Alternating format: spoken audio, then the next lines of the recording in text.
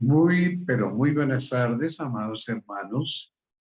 Son ustedes muy bienvenidos a nombre del Ministerio de Iglesia, de la Iglesia Maranata en Cali, a esta serie tan hermosa, tan preciosa, como es la 7 en la serie de las 28 doctrinas fundamentales de la palabra de Dios. En esto creemos. Y como es ya nuestra costumbre, vamos a solicitar la presencia del Espíritu Santo. Nuestro Dios, nuestro Padre Celestial, agradecemos todas tus bendiciones, tus bondades y mercedes para nosotros en el transcurso de este sábado. Y en este momento agradecemos esta oportunidad de abrir tu palabra y conocer a fondo la doctrina de la muerte y la resurrección. Quédate con nosotros, Santo Espíritu de Dios. Lo pedimos en el nombre incomparable del Señor Jesucristo. Amén. Amén.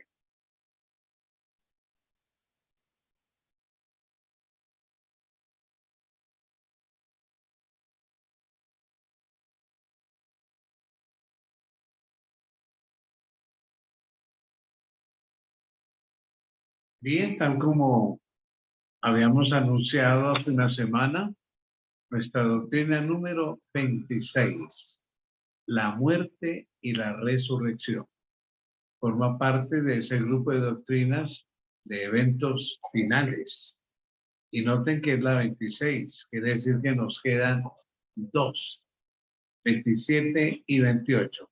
Pero ya tenemos preparada una serie que vamos a dictar aquí, como este enlace pertenece a MIPE, Ministerios Personales.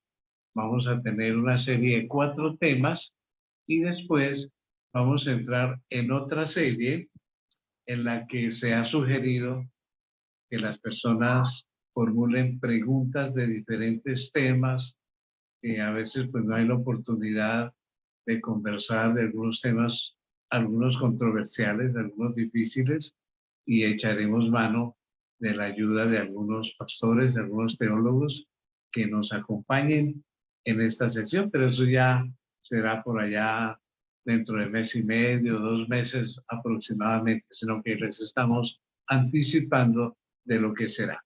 Bien, hablemos de la muerte y la resurrección. Para ello, entonces, hablemos de la inmortalidad y la muerte. La inmortalidad es el estado o calidad de no estar sujeto a la muerte. Eso es lo que quiere decir inmortalidad, que no muere. Los traductores de la escritura usaron la palabra inmortalidad para traducir el término griego atanasia. Así se pronuncia en español, transliterándolo, atanasia, que quiere decir sin muerte. Y de atanasia viene inmortalidad, sin muerte, que no muere. Y afatarsia, que quiere decir incorruptible. Son 2 palabras un poquito parecidas en el griego.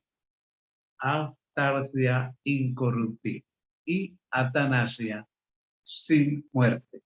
Thanatos es muerte en griego y atanasia sin muerte. Así que muy sencilla la explicación respecto a ese término de inmortalidad. Y obviamente en la escritura pues revela que el eterno Dios es el único inmortal. Y cuando hablamos de Dios, recordemos en un estudio muy anterior que dijimos cuando decimos Dios, decimos Padre, Hijo y Espíritu Santo. Estamos hablando de esas 3 personas que son las únicas inmortales, o sea, sin muerte, que no muere, que jamás morirá. Ahora bien, los términos relacionados con alma y espíritu se mencionan en la Biblia más de 1600 veces, pero nunca están asociados con las palabras inmortal o inmortalidad. Muy importante saber esto, porque hay muchos estudiosos de la Biblia que hoy creen y predican que el alma y el espíritu son inmortales, hablando del alma del ser humano. Pero ya vamos a ver a través de nuestro estudio esta tarde que las cosas no son así. Para aseverar el argumento de que solo Dios es inmortal, pues recurramos a la palabra de Dios. 1 Timoteo 1:17 reza en la siguiente forma. Por tanto, al Rey de los siglos, inmortal, invisible, al único y sabio Dios, sea honor y gloria por los siglos de los siglos. Amén. Note, Dios, el único inmortal, Rey de los siglos, Rey de la eternidad. Así que todos los demás seres estamos dados a morir.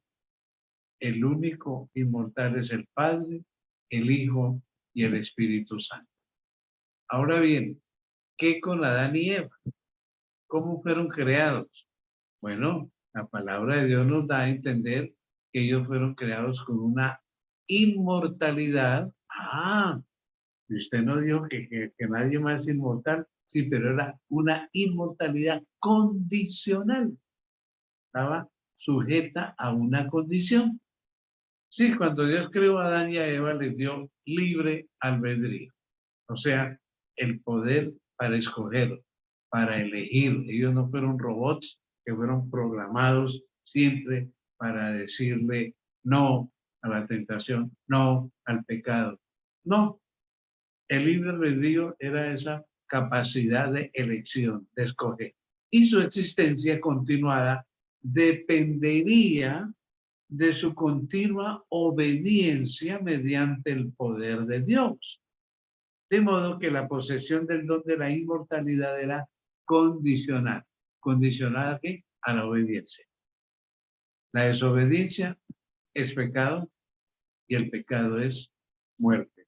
La paga, la consecuencia del pecado es muerte, nos dice el libro de Romanos. Entonces, sí, Adán y Eva fueron creados para que nunca murieran, pero con la condición de la obediencia.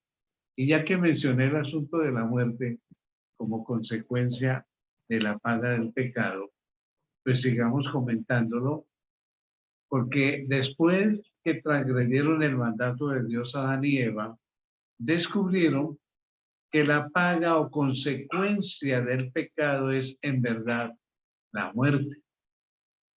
Su acción indicó claramente que la inmortalidad prometida a condición de la obediencia se había perdido por el pecado.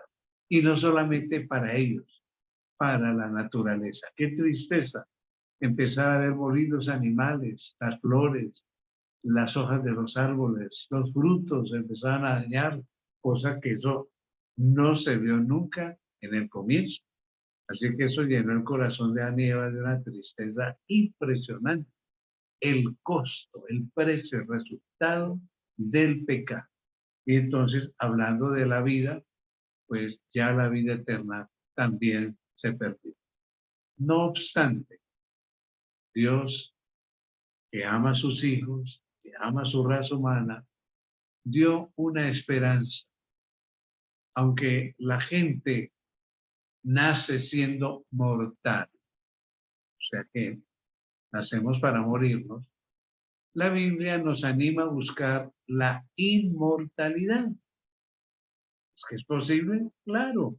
Jesucristo es la fuente de esa inmortalidad. Eso es lo que nos dice Romanos 6:23, que a la letra dice, porque la paga o consecuencia del pecado es muerte, muerte eterna. Pero la dádiva de Dios, o sea, el regalo de Dios es lo contrario, vida eterna en Cristo Jesús, Señor nuestro. Nótese, el pecado me produce muerte eterna, pero Dios está listo a regalarme vida eterna si yo quiero, si yo elijo el camino de la obediencia y la fidelidad. Hermoso es Dios. Cuánto nos ama. Increíble. Ahora, hablando de esa recepción de la inmortalidad, Juan señala que recibimos el don de la vida eterna Cuando aceptamos a Jesucristo como nuestro Salvador personal, cuando yo reconozco soy un pecador y Jesús murió por mis pecados y me abrió el camino de la vida eterna. Entonces, este don, este regalo se implementará cuando Cristo regrese. Pero cuando aceptamos a Jesús es cuando hacemos posible ese don de la vida eterna, reconociendo para que todo aquel que en él cree no se pierda, mas tenga vida eterna, dice Juan 3:16. Así que esa es la promesa hermosa y la puerta que abrió Cristo Jesús y Dios, porque ahí participa el Padre y el Espíritu Santo. Veamos lo que registró el apóstol Juan en su primera carta, capítulo 5, versículos 11 al 13. Y este es el testimonio, que Dios nos ha dado vida eterna. Qué lindo. Y esta vida está en su Hijo. Y el que tiene al Hijo, tiene la vida eterna. El que no tiene al Hijo de Dios, pues no tiene la vida. Estas cosas os he escrito a vosotros, que creéis en el nombre del Hijo de Dios, para que sepáis que tenéis vida eterna y para que creáis en el nombre del Hijo de Dios. Cuando Dios nos dio el privilegio de estudiar 2 años de griego, uno encuentra algunas cosas que hubiera querido que se tradujeran al español en nuestras Biblias. Y ese pasaje es uno de ellos. Hay unos tiempos verbales que, obvio, no existen en español, pero existen en griego, y pareciera que el griego es como más elocuente, más expresivo. Y en este texto que dice, el que tiene al Hijo, tiene la vida. El que no tiene al Hijo de Dios, no tiene la vida. Si uno lo lee en griego, diría textualmente, literalmente lo siguiente: el que tiene al Hijo y lo sigue teniendo, es un tiempo que en griego se llama aoristo, una conjugación verbal que llama el aoristo, Cristo primero, que quiere decir y lo sigue teniendo.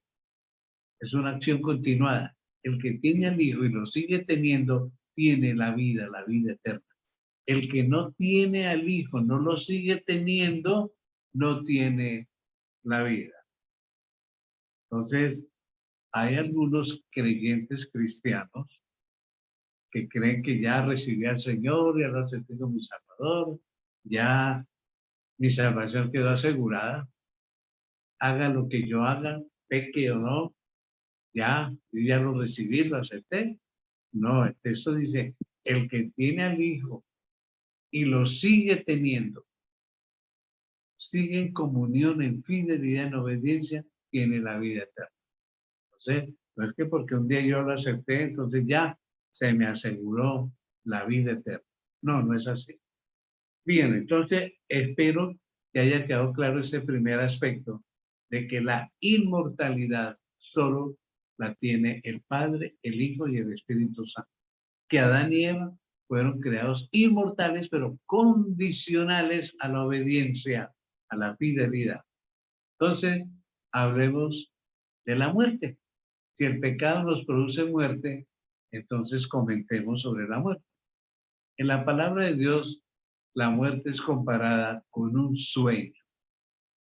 La muerte no es una aniquilación completa, es solamente un estado de inconsciencia temporal, mientras la persona espera la resurrección. La Biblia llama repetidamente a este estado intermedio un sueño, pero la mayoría de cristianos creen que no es un sueño, que seguimos vivos en otra dimensión. El alma o se va para el infierno a quemarse allá, o se va para el cielo a la presencia del Señor, dicen los hermanos evangélicos. En la presencia del Señor. ¿Dónde dice eso en la palabra de Dios? ¿Cuándo Jesús enseñó semejante cosa? No, no la hay. Es todo lo contrario. Jesús enseñó que la muerte es como el sueño, hace esa comparación. Cuando uno está profundamente dormido, uno no se da cuenta de nada. Si está medio dormido, tal vez, pero bien dormido, no, que llovió, que vino alguien lo miró a uno, no sabe nada. Por eso la Biblia compara la muerte con un sueño, un estado total de inconsciencia. Pero no es que uno está por allá en otro lugar y que está consciente, no. La palabra de Dios es totalmente categórica al decir que en ese estado nadie es consciente, porque la Biblia caracteriza la muerte como un sueño. Dice que los que duermen están inconscientes y que durante el sueño los pensamientos conscientes cesan, se acaban. Ya lo vamos a leer en el Salmo 146:4.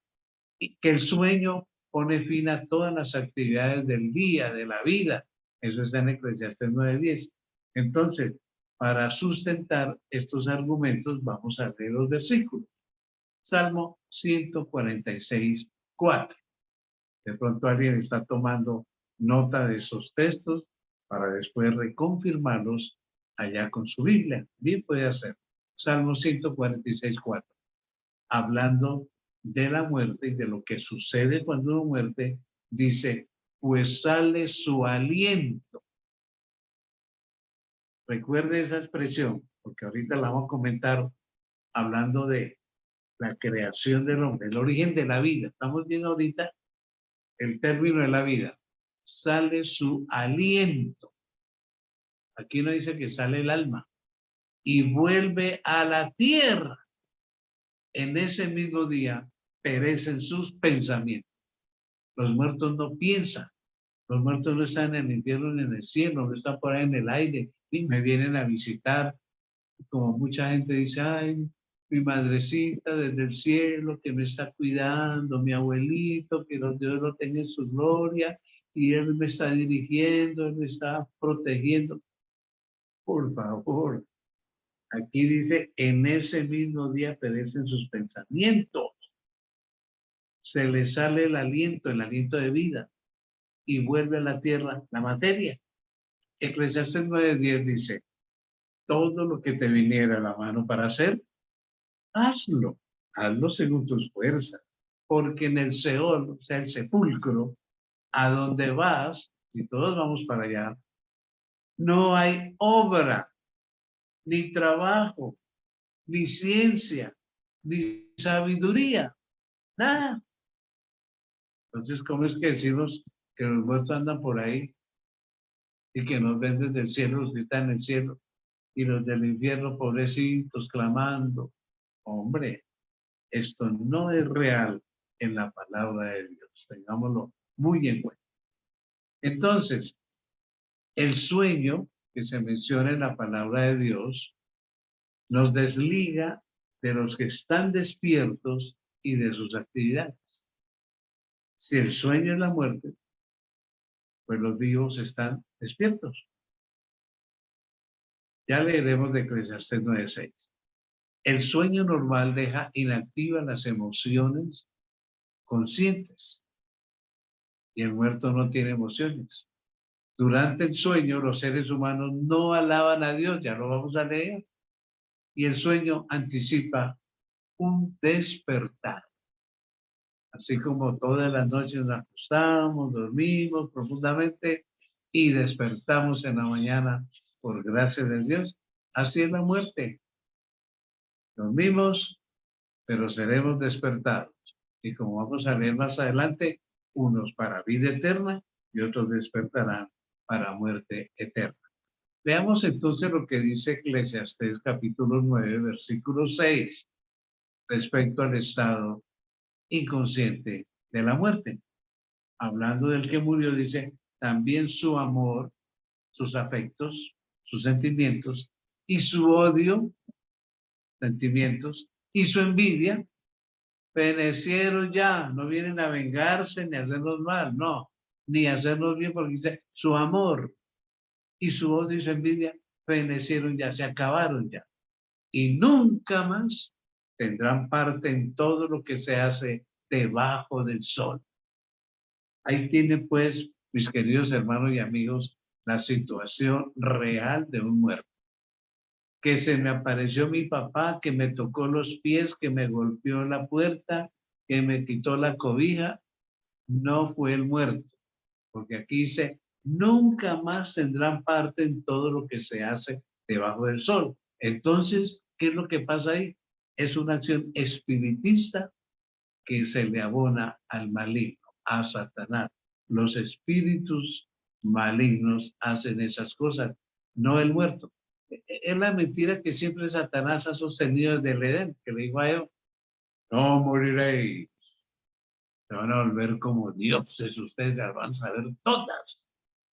Mentiras, ¿no moriréis? Claro que sí. Y sigue diciendo a la gente lo mismo. Y qué tristeza tantos cristianos, supuestos cristianos, que dicen leer la palabra de Dios y estudiarla y creen que los muertos siguen viviendo. Caramba, mire ese texto de Eclesiastés 9:6, contundente. Ni afectos, ni sentimientos, todo se acaba y no tienen ninguna relación con los vivos. Ahora, el Salmo 115:17 es un texto que dice que no van al cielo. ¿Cómo lo dice? No alabarán los muertos a Jehová, ni cuantos descienden al silencio, al sepulcro, es de otra versión. Si están en el cielo, estarían alabando a Dios, pero aquí dice, no alabarán los muertos al Señor, ni cuantos descienden al sepulcro o al silencio. En hebreo, ese silencio tiene que ver con el silencio del sepulcro. Entonces, ni en un infierno, ni en un cielo. Y claro, la mayoría de nuestros hermanos evangélicos caen en el infierno, ¿no? Cuando si yo soy malo y me muero, me voy para el infierno y allá estaré por los siglos de los siglos. Eso dice. Leamos lo que Jesús mencionó en el Evangelio de San Juan, capítulo 5, versículos 28 y 29. No os maravilléis de esto, porque vendrá hora cuando todos los que están en los sepulcros oirán su voz. ¿La voz de quién? De Jesús. Y los que hicieron lo bueno saldrán a resurrección de vida. Los que hicieron lo bueno no están en el cielo. Saldrán a resurrección de vida. Están en el sepulcro, van a resucitar. Mas los que hicieron lo malo, a resurrección de condenación. Entonces, ni en el infierno, ni en el cielo, mis queridos hermanos. Muy clara es la palabra de Dios. Esperan la resurrección cuando Jesús venga. Oirán su voz, la voz poderosa del Señor Jesucristo. Ahora analicemos un poquito la naturaleza de la muerte, pero vamos a hacer lo contrario, hacer el contraste de la creación, del origen de la vida, para poder entender entonces cuál es la naturaleza de la muerte.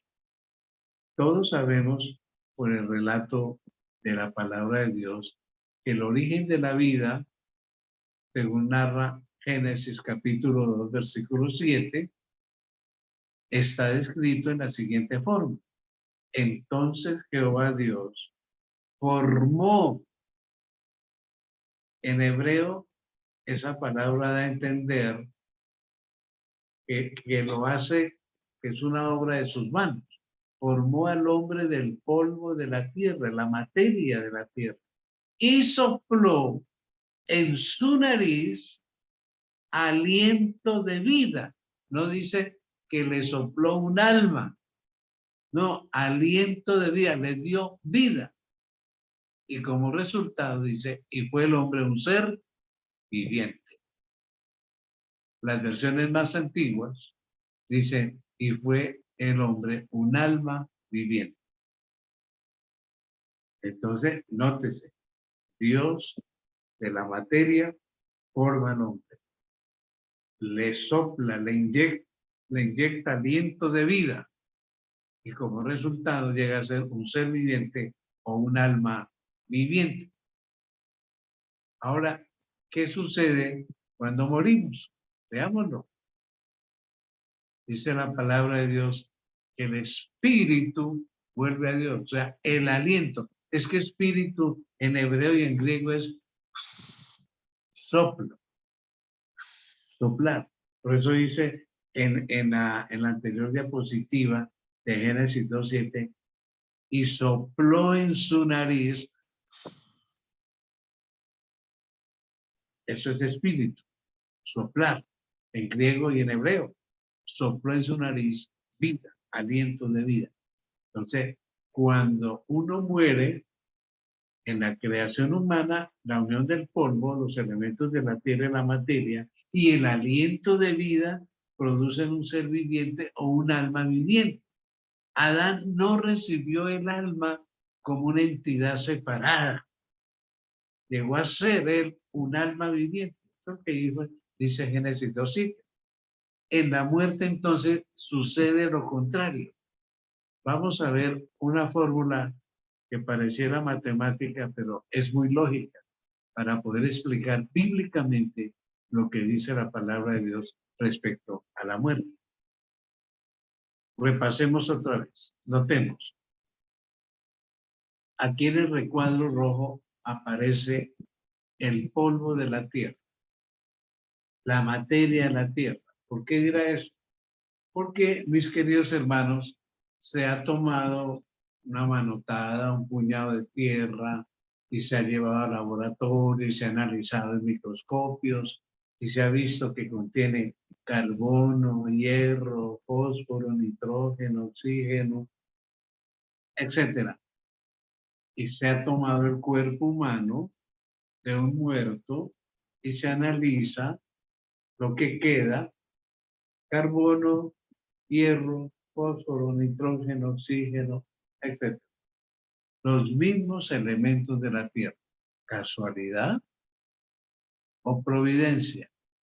Sí, es que la palabra lo dice. Dios tomó de la materia para hacer el hombre. Llamémosla polvo de la tierra. A ese polvo de la tierra le vamos a sumar, le vamos a agregar un elemento, que es el aliento de vida. Así lo leímos en Génesis 2:7, ¿verdad? Polvo de la tierra más aliento de vida, como quien dice, 1 más 2 igual a 3.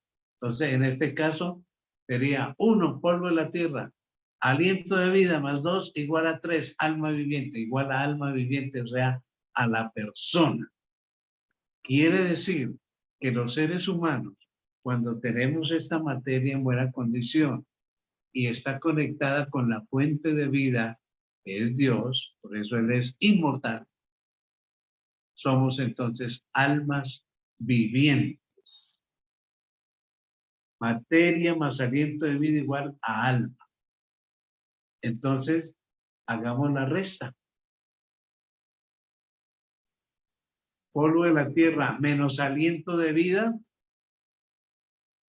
es como si dijéramos 1 menos 2, ya no es 3. Queda solo 1. Ya no es alma. Se me daña la materia, me dio un cáncer, me atropelló un carro, me pasó una planadora por encima. El aliento de vida vuelve a Dios que lo dio, porque Él es la fuente de la vida, y ya no soy alma viviente. El alma deja de ser. Y eso lo dice muy claro Ezequiel en su capítulo 20. Hay un par de versículos ahí, el 18, el 20, donde dice: el alma que pecare, esa morirá. El alma es mortal, no es inmortal. ¿De dónde sacaron los seres humanos esto? De la mitología grecorromana, de los griegos, de Platón y Aristóteles. Platón fue el primero que expuso esa teoría, uno de los primeros.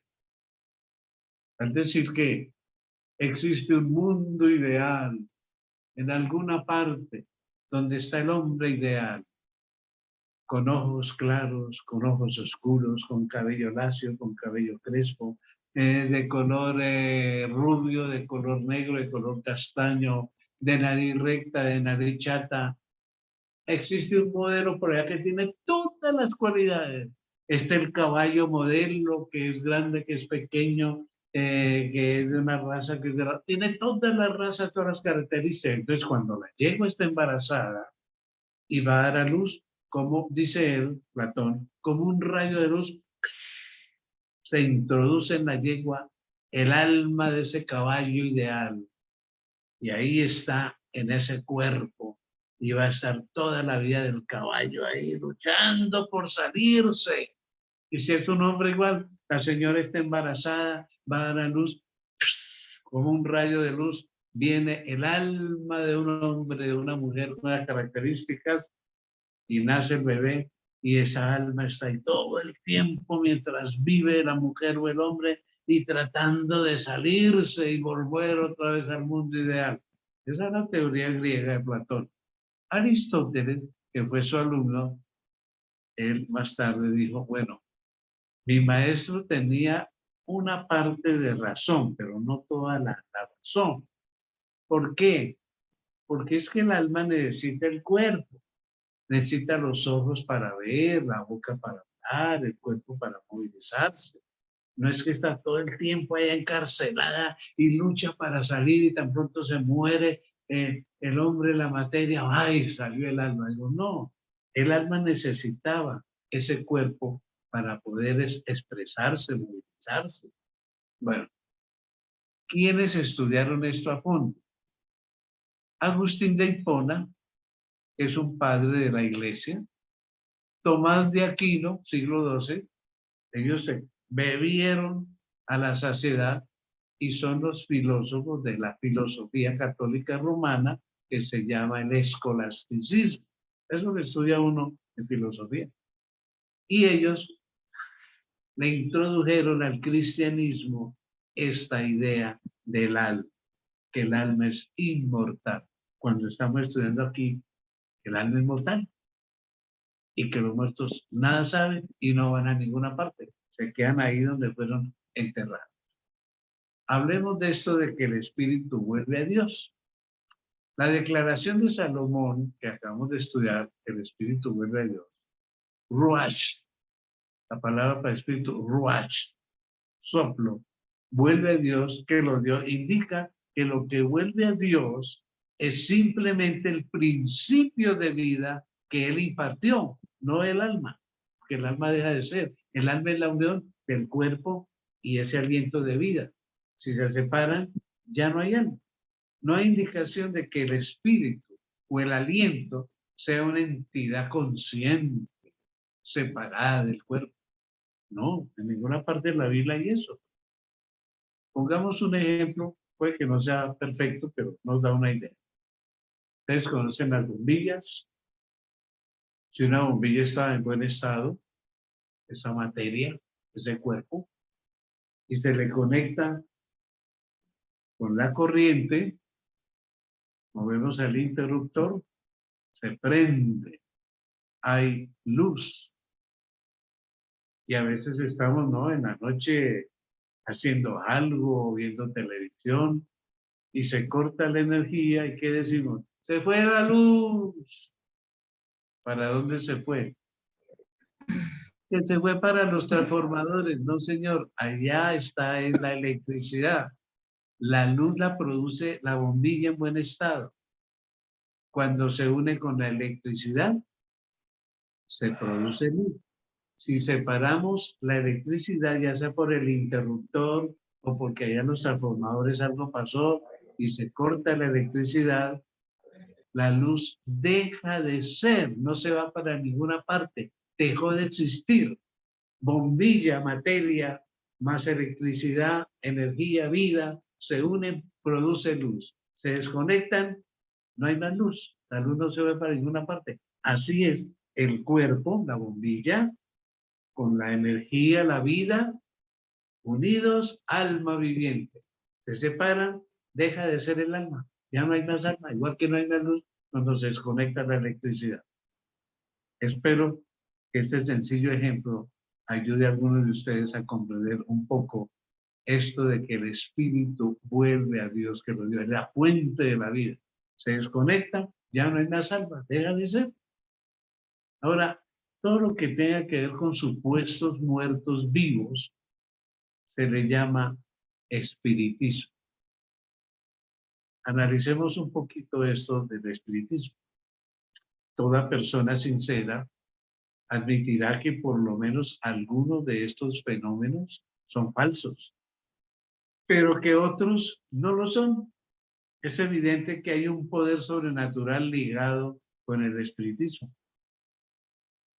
Yo he hablado con jóvenes, hace un tiempo, laboré un tiempo en un colegio aquí en Cali, y mi papel era como psicólogo de secundaria, y estaba de moda la tabla Ouija, y muchos estudiantes que practicaban el jueguito de la tabla Ouija, que es un juego espiritista porque se invocan almas de seres vivos y a veces de muertos, aparecieron molestados por el maligno y no los dejan dormir, no los dejan estudiar. Una cantidad de fenómenos impresionantes. Y me acuerdo tanto de una chica que jugó la tabla Ouija, que hizo venir supuestamente un espíritu, un alma de una persona. Que empezó a sucederle, que empezaron a visitarla de noche, así cerrara bien la puerta, las ventanas, ahí le aparecía un hombre vestido de vaquero, sombrero tejano, botas de vaquero, blue jean de vaquero, chaqueta de vaquero, y le hablaba al oído, y la consentía, y le echaba piropitos, y ya empezó a alzarla, y a arrullarla, y a dormirla, hasta que la violó.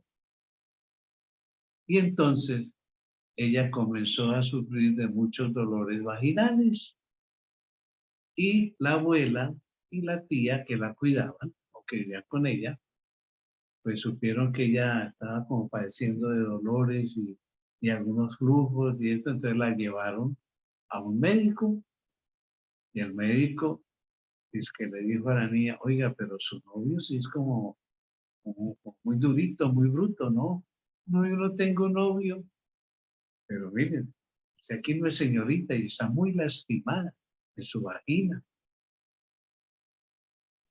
Entonces ella le explicó qué era lo que sucedía, que tenía un espíritu y tenía relaciones con ella.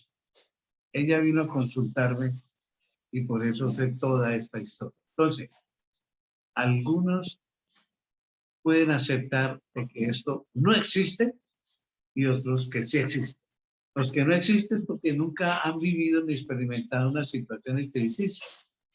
Pero aquellos, y yo soy un testigo de cantidad de casos, yo le he dicho a mis hijos, yo puedo escribir un libro de la cantidad de intervenciones que he tenido que orar y poner manos, ungir, personas molestadas. Satanás no es el espíritu del abuelo ni el tío, no, es Satanás el que hace estas cosas. Es un poder sobrenatural que está ahí y que la Biblia lo ha desenmascarado y lo ha dicho muy claro. Ahora, ¿cuáles son las bases del espiritismo? Veamos. El espiritismo se originó con la primera mentira de Satanás a él, allá en Génesis 3:4. Entonces la serpiente dijo a la mujer, no moriréis. La gran mentira. ¿Qué va? Pequen, hagan lo que quieran, ustedes no van a morir, yo les digo mentiras. La primera mentira se origina ahí se origina el espiritismo. Sus palabras fueron el primer sermón sobre la inmortalidad del alma. No moriréis, siguen vivos. En la actualidad, a través de todo el mundo, religiones de todas las clases fatuamente repiten este error. Y qué triste que haya cristianos que creen que cuando uno muere o se va para la presencia del Señor o para el infierno y sigue vivo.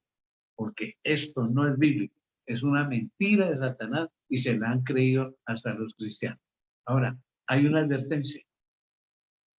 La Biblia nos dice que los muertos nada saben, que descansan inconscientes en la tumba. La Biblia también prohíbe firmemente cualquier intento de comunicarse con los muertos o el mundo espiritista. Para Dios esto es algo totalmente reprochable. Leamos por lo menos un pasaje ahí en Deuteronomio, versículo respecto a esto. Leamos lo que dice Isaías 8, 19 y 20, donde la palabra de Dios enuncia: y si os dijeren, preguntad a los encantadores y a los adivinos, espiritistas, que susurran hablando, responded: ¿consultará el pueblo a su Dios? ¿Consultará a los muertos por los vivos? A la ley y al testimonio. Si no dijeren conforme a esto es porque no les ha amanecido, no tienen nada que ver, no tienen oficio. Dios prohíbe consultar a los muertos como si fueran vivos. ¿Por qué? Está consultando a Satanás. El caso de Saúl, primer rey de Israel, se fue a consultar a Samuel, que ya se había muerto el profeta, a pedirle consejos y orientaciones. Y aparece Samuel, pero no era Samuel, era un espíritu satánico, porque ya Samuel estaba muerto. Y Dios, por eso, separó a Saúl del reino y de su presencia. Murió sin salvación Saúl. Parece Saúl no será salvo por haber consultado a una hechicera, a una pitonisa. Hablemos de las manifestaciones entonces del espiritismo. Este es un tema serio, lo tocamos con reverencia, con respeto. La Biblia registra diversas actividades espiritistas. Desde los magos de Faraón, ¿se acuerdan? Empezó Moisés y Aarón, se convierte en sangre el río Nilo, ellos, los magos también lo mismo, comienzan lo de las moscas, también hicieron varias señales igualito. Desde esos magos de Faraón y los magos, astrólogos y adivinos de Nínive, de Babilonia, que en Babilonia nace cantidad de hechicería y también todo esto de que estamos sujetos de astrología, sujetos a los astros, unas creencias absurdas totalmente. El signo zodiacal. Hasta las brujas y medios de Israel, y la palabra de Dios los condena a todos. Y claro, ya hace un par de siglos nace el espiritismo moderno en la ciudad de Nueva York, con unas hermanitas que les hacen unos golpes en la pared y ellas comienzan a contestarlos también, y empezó a nacer el espiritismo moderno ahí. La palabra de Dios ha profetizado en Apocalipsis que va a haber un engaño final, un engaño espiritista. Satanás se apresta para usar grandes señales y milagros en su esfuerzo final por engañar al mundo. Sí, pero Dios es tan lindo que para los estudiosos de su palabra les ha revelado esto y les ha dado la advertencia. Veámoslo, Apocalipsis 16, 13 y 14. Dice Juan, cuando ve esto en visión y lo escribe: y vi salir de la boca del dragón. Nosotros sabemos por el capítulo 12 de Apocalipsis que el dragón es la serpiente antigua llamada Diablo y Satanás. Y vi salir de la boca del dragón, Satanás, y de la boca de la bestia, pero va a resumir el catolicismo, y de la boca del falso profeta, que parece profeta, pero no es, los evangélicos, el mundo evangélico. Entonces, vi salir de la boca de Satanás y de la boca del catolicismo y de la boca del evangelismo 3 espíritus inmundos a manera de ranas. Y las ranas eran dioses en Egipto que representaban espíritus de muertos. Pues son espíritus de demonios que hacen señales, y van a los reyes de la tierra, a los presidentes en todo el mundo, para reunirlos a la batalla de aquel gran día del Dios Todopoderoso. El engaño maestro de Satanás, y lo llama el dragón. Vamos a leer del capítulo 13 de Apocalipsis, los versículos 13 y 14. también hace grandes señales. Vea que vuelve y utiliza esa palabra de señales. O sea, milagros, cosas extraordinarias para que la gente le crea. De tal manera que aún hace descender fuego del cielo a la tierra delante de los hombres. Hermanos queridos y amigos, Satanás va a falsificar la segunda venida de Cristo y va a echar fuego y va a hacer milagros y va a hablar cantidad de cosas. La palabra de Dios nos dice que cuando Jesús venga, 1 Tesalonicenses 4, Él no va a pisar esta tierra, Él no va a hacer milagros. Resucitarán los fieles, los santos, a encontrarse con el Señor en el aire. Y los que van a estudiar la palabra de Dios van a ser engañados. Que sepamos esto muy claro.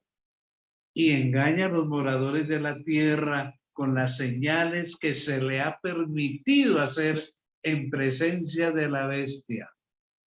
La Iglesia Católica. Mandando a los moradores de la tierra que le hagan imagen. Algo parecido a la bestia que ya sabemos por el resto del estudio profético que es Estados Unidos, que tiene la imagen a la bestia que tiene la idea de espada y vivió. Cuando en 1798 Napoleón Bonaparte puso prisionero al Papa y ya el Papa no pudo exprimir más a los reyes, príncipes, condes, vizcondes en la Edad Media que tenían que pagarle tributo, recibe una herida de espada, pero revive en 1927 cuando Benito Mussolini le entrega otra vez el Estado del Vaticano. Bueno, gloria a Dios que nos ilustra sobre todas estas cosas. No estamos en tinieblas. Ahora, en la Biblia aparece una primera y una segunda muerte. ¿Cómo así? Sí, muy sencillo. En base a que la Escritura define en qué consiste la segunda muerte, podemos concluir que la primera muerte es lo que toda persona, excepto los que son trasladados al cielo, cuando Cristo venga y estén vivos, que no verán esa muerte, pero todos los demás vamos a experimentar como resultado de la tradición de la muerte. Todos los que han muerto y los que vamos a morir. Y lógico, si Jesús viene pronto, muchos estaremos vivos y no veremos esa primera muerte. Pero la Escritura habla de una segunda muerte. La resurrección, entonces, ya hablando propiamente de ella, es la restauración de la vida junto con la plenitud de su ser y su personalidad. Dios reservará nuestra personalidad, nuestra memoria, nuestro carácter, que es lo único que vamos a llevar al cielo, de alguna forma. Si hoy por hoy una memoria de sistemas guarda tanta información, miles de datos, de música, de todo, hombre, ¿qué no puede hacer Dios? Si un computador, si un celular puede guardar tantos datos, pues Dios, de alguna forma, siendo Dios, va a conservar mi personalidad, mi mente, mi carácter. Y entonces a eso le va a dar una nueva vida, un nuevo cuerpo, y en eso consiste la resurrección, que quiero enfatizarle, la Biblia no enseña que si no muero, me voy para el cielo, me voy para el infierno, no, que vamos a ser resucitados, buenos y malos. Hablemos un poquito de la resurrección de Cristo para poder entender bien este temita y con no terminamos. La resurrección de los muertos justos, a la inmortalidad, está íntimamente relacionada con la resurrección de Cristo, porque es el Cristo resucitado el que eventualmente levantará a los muertos. Eso es lo que nos dice Juan 5, 28 y 29. Leámoslo. Jesús dijo, no os maravilléis de esto, porque vendrá hora cuando todos los que están en los sepulcros oirán su voz. Cuando muero no me voy para ninguna parte, me quedo en el sepulcro. Y los que hicieron lo bueno, ay, saldrán a resurrección de vida. Mas los que hicieron lo malo, a resurrección de condenación. Con esto queda bien aclarado. Así como Jesús estuvo muerto, pasó el sábado muerto, muere un viernes, pasa el sábado en el sepulcro y resucita un domingo al amanecer, Él tiene ese poder para resucitar a los fieles, a los justos, como llama la palabra de Dios, a los obedientes, a los que aceptaron la vida eterna y el perdón que Dios nos ofrece. Ahora, veamos lo contrario. Si Cristo no hubiese resucitado, no habría razón para predicar el evangelio, ni esta esperanza, ni su venida, ni nada. ¿A qué viene? Si Él no resucitó, menos nosotros. Y si Cristo no resucitó, dice 1 Corintios 15:14. Si Cristo no resucitó, vana es entonces nuestra predicación, vana es también vuestra fe. ¿Se quedó muerto? Entonces nosotros también nos quedaremos muertos. Porque si Él no resucitó, menos nosotros. Pero como Cristo sí resucitó, es una garantía de que nosotros también vamos a resucitar. Entonces, mis hermanos, si Cristo no hubiera resucitado, no habría perdón por nuestros pecados. Démosle clic. 1 Corintios 15:17 dice, y si Cristo no resucitó, vuestra fe es vana. Aún estáis en vuestros pecados. Claro, murió por nosotros y se quedó muerto. Entonces no hay esperanza para nosotros. Pero como Cristo sí resucitó, entonces su resurrección es valiosísima. Un tercer o cuarto punto sobre la resurrección de Jesús. No habría una resurrección general de los muertos si Cristo no hubiera resucitado. Obvio. Creo que dice 1 Corintios 15:12. Vamos a leerlo. Pero si se predica de Cristo que resucitó de los muertos, ¿cómo dicen algunos entre vosotros que no hay resurrección de muertos? Absurdo. Claro que resucitó. Y hay muchas evidencias de que apareció, no a los 12 nomás, no, a centenares, a 500 y más. Y que con él resucitaron otros que fueron trasladados al cielo y fueron llevados como las primicias, los primeros, la seguridad de que todos los demás van a ser resucitados también. Hablando de la resurrección, algunos que creen la resurrección creen que es como un espíritu que se va a levantar de la tumba. No, va a ser una resurrección corporal. El Cristo que salió de la tumba era el mismo Jesús que vivió aquí en carne y hueso. Ahora tiene un cuerpo glorificado, por supuesto, pero todavía es un cuerpo tangible.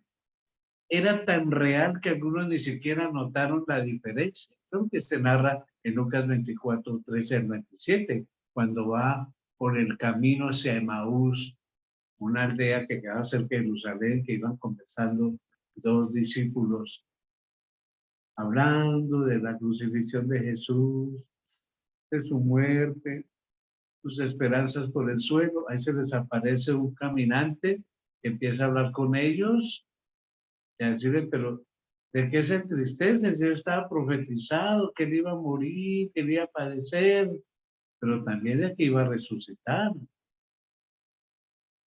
Y cuando llegaron y él fue a bendecir el pan, ahí mismo descubrieron que era Jesús.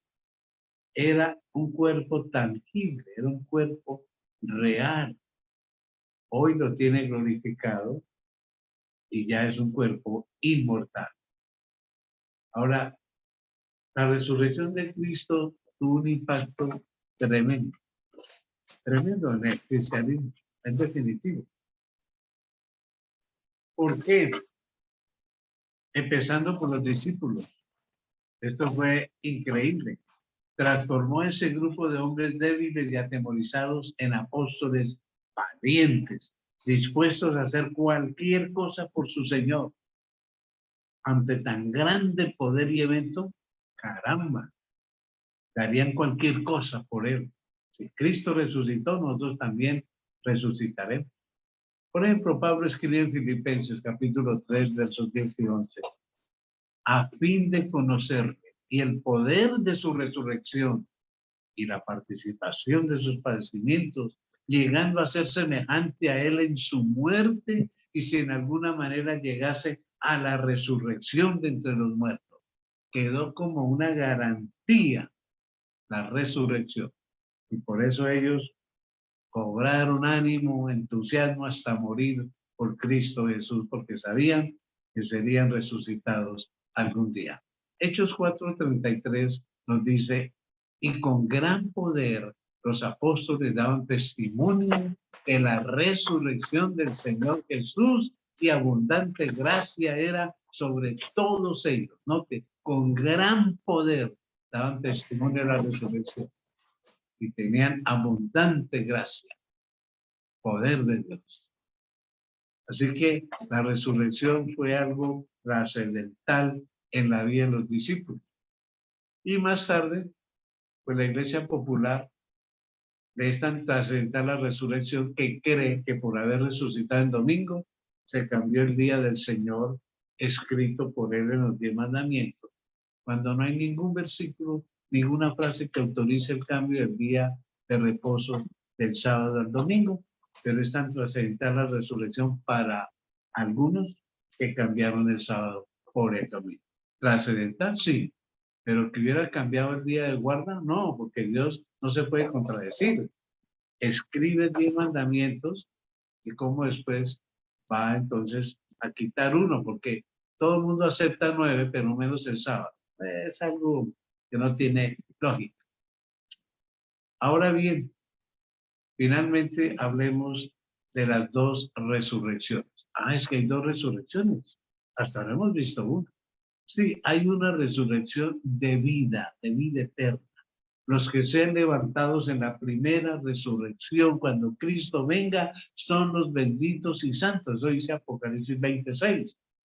Ellos no experimentarán la segunda muerte, que es la eterna, en el lago de fuego y azufre al final de los 1000 años del milenario, porque es que Jesús viene y van a pasar 1000 años, Satanás solo en este mundo, porque todos los sitios están muertos, los santos están en el cielo, y él aquí viendo el resultado de sus obras. Después de esos 1000 años, resucitan los impíos, pero para escuchar su juicio, y entonces desaparecer.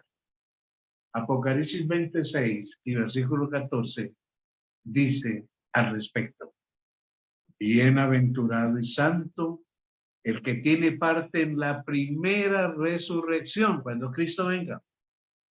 La segunda muerte, que es la eterna, definitiva, no tiene potestad sobre esto, sobre los fieles, sino que serán sacerdotes de Dios y de Cristo y reinarán con él 1000 años. Y la muerte y el Hades, el sepulcro, fueron lanzados al lago de fuego. Esta es la muerte segunda. Note que ahí no dice que van a seguir eternamente quemando. Dice, es la muerte segunda. Van a morir quemados. Van a morir. No es una muerte que sigue en agonía. No, aquí dice muerte segunda. Una muerte total. Dejan de ser, dice el libro de Malaquías. Ni raíz ni rama quedará de él. Entonces, hay una resurrección de vida para inmortalidad y se llevará a cabo en la segunda venida de Jesús. El cambio de la mortalidad a la inmortalidad sucede instantáneamente en la resurrección cuando venga el Señor Jesús. Repasemos otra vez. Juan 5:29. Y los que hicieron lo bueno saldrán a resurrección de vida, pero los que hicieron lo malo a resurrección de condenación. Vuelven y se mueren. Y el apóstol Pablo agrega lo siguiente: he aquí os digo un misterio. No todos dormiremos. ¿Qué quiere decir? No todos moriremos, pero todos seremos transformados en un momento, en un abrir y cerrar de ojos, a la final trompeta, cuando Cristo venga. porque se tocará la trompeta y los muertos serán resucitados incorruptibles. O sea, esto mortal ya revestido de inmortalidad, milagro de Dios, proeza de Dios, y nosotros seremos transformados, porque es necesario que esto corruptible se vista de incorrupción y esto mortal se vista de inmortalidad. Y cuando esto corruptible se haya vestido de incorrupción, de inmortalidad, entonces se cumplirá la palabra que está escrita: sorbida es la muerte en victoria. Desaparecerá la muerte definitivamente. Veamos la otra resurrección, la de condenación. Ya hablamos de la de vida eterna. Los injustos serán levantados en la segunda resurrección al final de los 1000 años del milenario. Y de esta resurrección se procede al juicio final y a la condenación. Y los que hicieron lo bueno saldrán a resurrección de vida, dice Juan 5:29, ya lo hemos leído. Mas los que hicieron lo malo, a resurrección de condenación.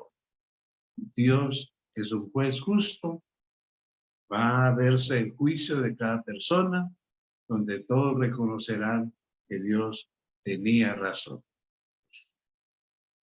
Esta resurrección de condenación es completamente contraria a lo que Cristo promete, que el que venciere no sufrirá daño de la segunda muerte, la muerte eterna. Está en Apocalipsis 2:11. Pasarán la eternidad en compañía de su Señor y Salvador. Qué contraste tremendo. Y terminemos esta tarde sabiendo que Jesús está hoy con nosotros, allá en su hogar, allá en donde usted está y donde yo estoy acá. Y que Él nos dice al terminar este estudio: recuerda que te quiero conmigo y yo soy la resurrección y la vida. El que cree en mí, aunque esté muerto, vivirá. Qué preciosa promesa, qué garantía para nosotros. Y bien, demos entonces el curso para preguntas o inquietudes, aportes que alguien tiene sobre el tema de esta tarde. Hemos tratado de ser muy claros, muy explicativos, pero puede ser que haya alguna inquietud de alguno de ustedes. Prenda su micrófono y con todo gusto procuraremos darle respuesta a su pregunta.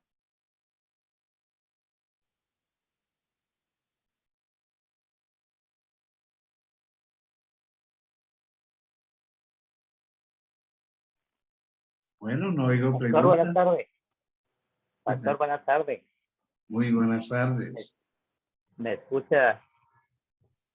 Hay una inquietud que siempre pues me han preguntado algunas veces, y tengo una inquietud, es los niños. ¿Qué pasará con los niños? Que se dice que los niños son inocentes. ¿Qué pasará con los niños? Muy buena su pregunta. No tenemos en la Biblia una respuesta, pero los que creemos en el espíritu de profecía, sí la tenemos. El espíritu de profecía menciona que estos niños que hayan tenido uno o sus dos padres salvos serán resucitados para vida eterna. Y es más, agrega que niños con retrasos mentales, que nacieron con problemas de este tipo y tal vez no vivieron mucho, un día, hora, lo que sea, serán resucitados en cuerpos inmortales, cuerpos totalmente sanos. Esa es la justicia y el amor de Dios. Gracias, pastor. Con todo gusto, mi hermano Carlos Enoc San Miguel. ¿Alguien más desea formular alguna pregunta? Estoy viendo el chat aquí, pero nadie ha escrito nada, solo me han escrito buenas tardes, la hermana María Nubia. Bueno, si no hay más preguntas, entonces demos gracias al Señor por el estudio esta tarde, contundente, hermoso. Creo que ha sido muy clara la palabra de Dios. Nuestro Padre, cuya morada es en algún lugar del universo y se llama cielo. Qué hermoso estudiar tus proezas y estas promesas de vida eterna. Gracias por nuestro Salvador. Gracias por la salvación que compró para nosotros en la cruz del Calvario. Gracias por su resurrección. Esto garantiza que también seremos resucitados. Gracias por tu perdón, por tu misericordia. Queremos vivir contigo en ese milenario y después en esta tierra eternamente. Gracias por tu palabra. En el nombre del Señor Jesucristo lo agradecemos. Amén y amén. Bueno, Amén, amén. Muchas gracias, pastor. con todo cariño cristiano. Hermana Ligia, Dios la bendiga. Hermana Isabel, hermano Ricardo Amén. León, mis